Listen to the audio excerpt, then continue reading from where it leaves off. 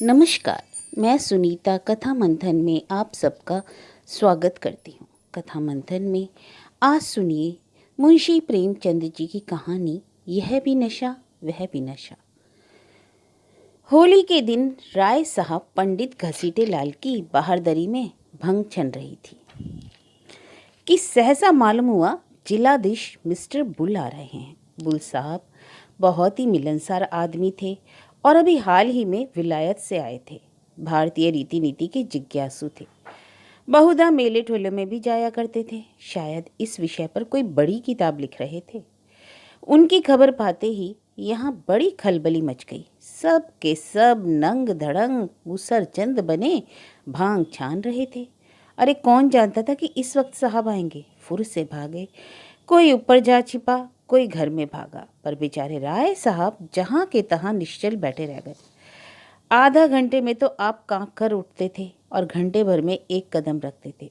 इस भगदड़ में कैसे भागते। जब देखा कि अब प्राण बचने का कोई उपाय नहीं है तो ऐसा मुंह बना लिया मानो वह जानबूझकर इस स्वदेशी ठाठ से साहब का स्वागत करने को बैठे हैं। साहब ने बरामदे में आते ही कहा, हेलो राय साहब, आज तो आपका होली है। राय साहब ने हाथ बांधकर कहा, हाँ सरकार, होली है। तो तुम खूब लाल रंग खेलता। हाँ सरकार, आज के दिन की यही तो बहार है। साहब ने पिचकारी उठा ली। सामने मटकों में गुलाल रखा हुआ था।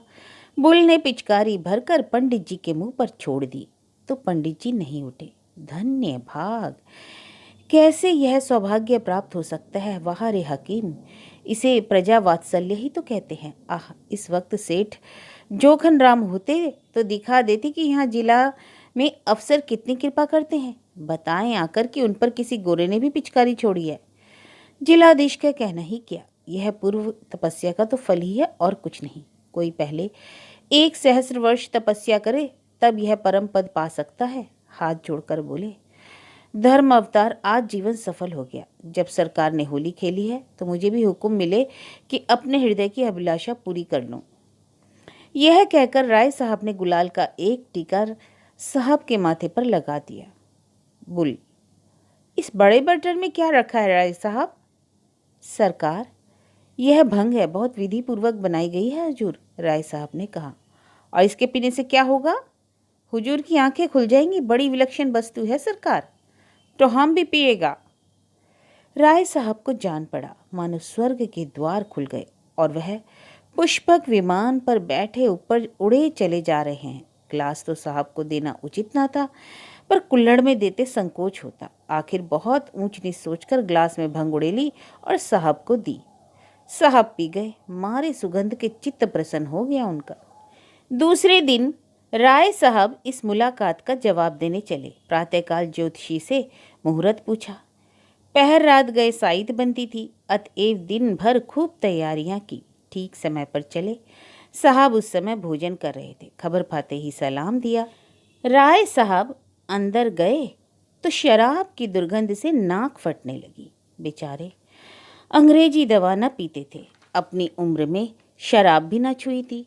जी में आया कि नाक बंद कर ले, मगर डरे कि साहब कहीं बुरा ना मान जाए। जी मचला रहा था पर सांस रोके बैठे हुए थे। साहब ने एक चुस्की ली और ग्लास मेज पर रखते हुए बोले, राय साहब, हम कल आपका भंग पी गया, आज आपको हमारा भंग पीना पड़ेगा।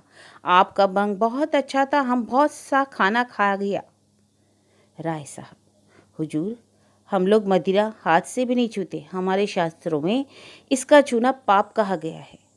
बुल ने हंसकर कहा, नहीं नहीं, आपको पीना पड़ेगा राय साहब, पाप पुण्य कुछ नहीं। यह हमारा भंग है, वह आपका भंग था, कोई फर्क नहीं। उससे भी नशा होता है, इससे भी नशा होता है, फिर फर्क कैसा? राय साहब, नहीं धर्मावतार, मदिरा को हमारे यहाँ वर्जित किया गया है। बुल, ऐसा कभी नहीं हो सकता। शास्त्र मना करेगा तो इसको भी ना मना करेगा, उसको भी मना करेगा, अफीम को भी मना करेगा। आप इसको पिए, डरे नहीं, बहुत अच्छा है। यह कहते हुए साहब ने एक गिलास में शराब उड़ेल कर राय साहब के मुंह से लगा दी। राय साहब ने मुंह फेर लिया और आंखें बंद करके दोनों हाथों से साहब का हाथ हटाने लगे। साहब की समझ में यह रहस्य ना आता था।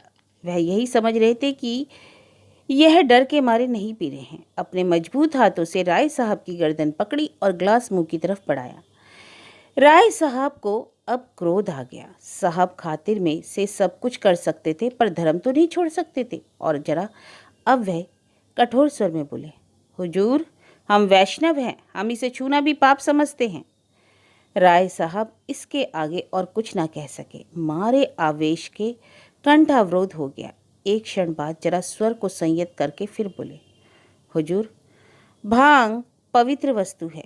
ऋषि मुनि साधु महात्मा देवी देवता सब इसका सेवन करते हैं। सरकार, हमारे यहाँ इसकी बड़ी महिमा लिखी है। ऐसा कौन पंडित है जो बूटी ना छानता हो, लेकिन मदिरा मदिरा का तो सरकार हम नाम लेना भी पाप समझते हैं। बुल ने ग्लास हटा लिया और कुर्सी पर बैठकर बोला, तुम पागल का माफिक बात करता। धर्म का किताब भांग और शराब दोनों को बुरा कहता है, तुम उसको ठीक नहीं समझता। नशा को इसलिए सारा दुनिया बुरा कहता है कि इससे आदमी का अकल खत्म हो जाता, तो भांग पीने से पंडित और देवता लोगों का अकल कैसे खत्म नहीं होगा, यह हमको नहीं समझ आता।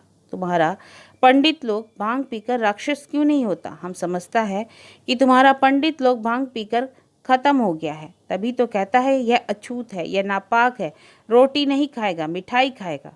हम छूले तो तुम पानी नहीं पिएगा। यह सब खपत लोगों का बात। अच्छा सलाम। राय साहब की जान में जान आई और गिरते पड़ते बरामदे में आए, गाड़ी में बैठे और घर की राह ली।